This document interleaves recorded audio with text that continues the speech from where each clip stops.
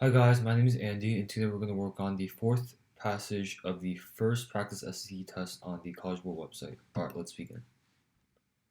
I'll let you guys read through this a bit. I'm just going to scroll up and down. This should take you about 2 to 3 minutes, maybe 4, but you want to spend the rest of the time doing the questions. Alright, let's do number 32. The main purpose of the passage is to emphasize the value of a tradition, stress the urgency of an issue, highlight the severity of social divisions, or question the feasibility of an undertaking. Alright, so we're just going to use process of elimination and cross out the ones that we know are obviously wrong. So, let's see. Didn't want to do that. Alright, C.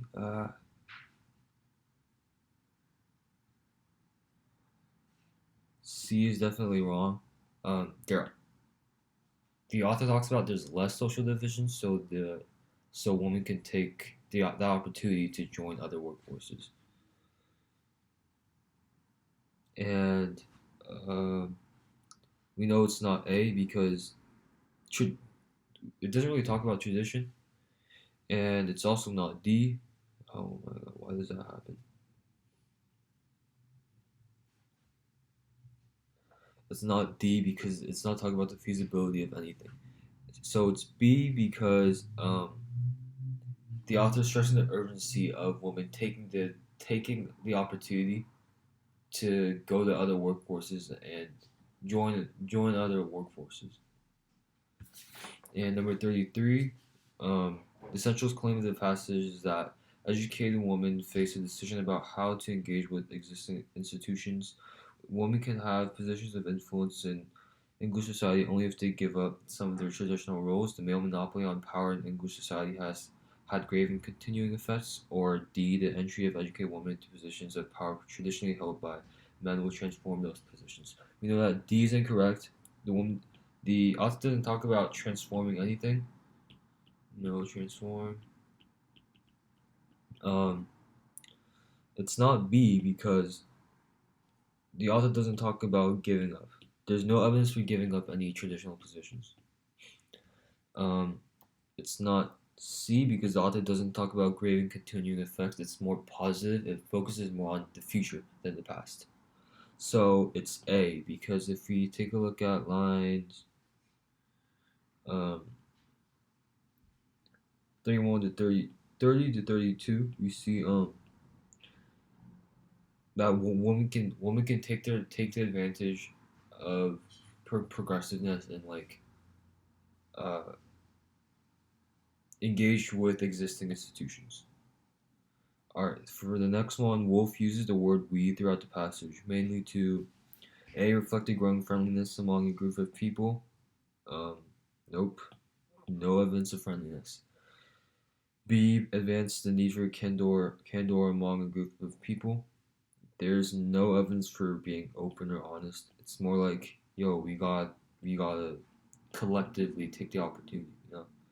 So that's why it's C. Like, so solidarity is like as one whole, as a group. So like as a group, they have to act to take the opportunity and take the advantage of the situation. And number 35, according to the passage, Wolf chooses the setting of the bridge because A is conducive to a mood of fanciful reflection. No, there's nothing about fanciful or anything like that. B provides a good view of the procession of the sons of educated men. C is within the sites of historic episodes of which he alludes. There's nothing about historic episodes. We know history in the passage.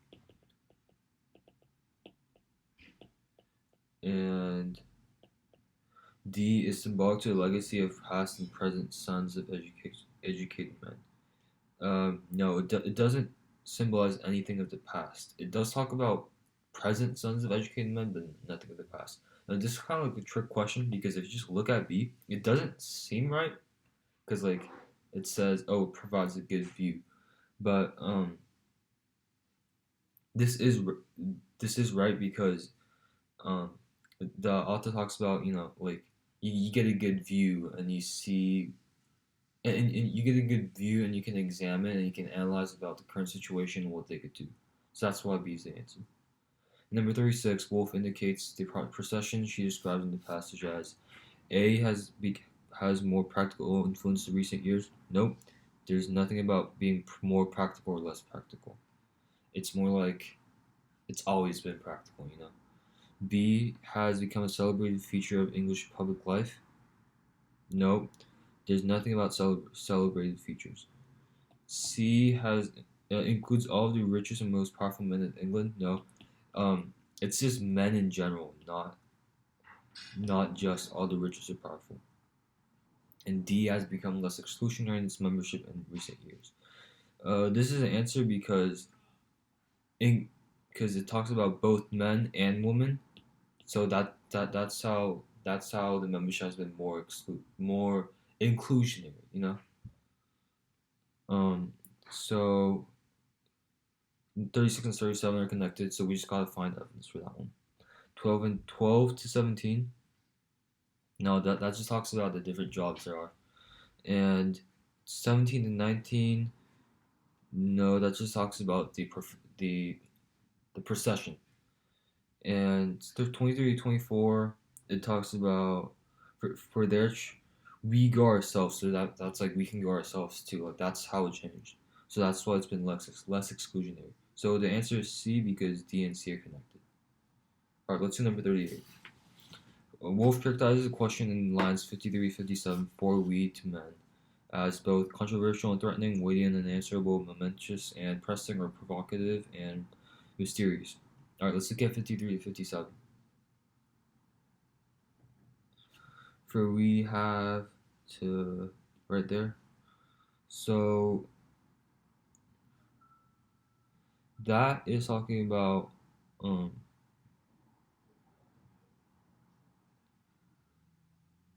um like women have to do this too. Women have to think about think about the opportunity that they have. So it's not. It is kind of controversial. Like not right now, but like during that time period. But it's not threatening anything. So A is wrong. Weighty. It is weighty because it's important, but it's not unanswerable. Like the author is demanding an answer. So B isn't wrong. B is wrong. C momentous and pressing. Um, it is momentous because early. This is connecting number 39. Number 39. If you look at lines 48 to 49, it talks about they are very important questions and we have very little time in which to answer them. So it is momentous, and the answer is also connected to that one. I mean, no, it's not C. It's B. We found it in line 48 to 49. So that's why C and B are the answer for 38 and 39. Alright, number 40. Which choice most closely captures the meaning of the figurative sixpence referred to in lines 70 and 71? Alright, let's look at lines 70 and 71. It falls to us now to go on thinking, how are we to spend that sixpence? Alright, first of all, it's not talking about money. We know that. We know that for sure. Um, let's see. It's not tolerance. Oh my god, why does that happen? Um, it's not tolerance. It's not knowledge. Let's talk about opportunity. Like you gotta take that sixpence. You gotta take that little opportunity and just do whatever you can do. So it's C. All right, let's do number 41. The range of places and occasions listed in lines 72 to 76. Letters to funerals mainly serves to emphasize how a novel the challenge faced by women is pervasive. The need for critical reflection is complex. The political and social issues of the day are, or enjoyable the career possibilities for women are. Okay, for this one, line 72 to 76, this is like, oh, we got think about how we're gonna take these opportunities and like in funerals, in baptisms, in marriages, like take all the time you can to make this decision as fast as you can. So that's why we know it's not A. It doesn't talk about novel anything is. It's not A. Um, so it's B because it's pervasive. We need this critical reflection in everywhere. And it's not C. It's not. It doesn't talk about how anything complex is. It doesn't talk about the complexity of the issue. It's not D because it doesn't talk about enjoyment. All right, so the answer for 41 is B. Alright, so that's it for this video. On my next video, I'll be working on passage number 5. Alright, thank you for watching, and please like and subscribe to my channel.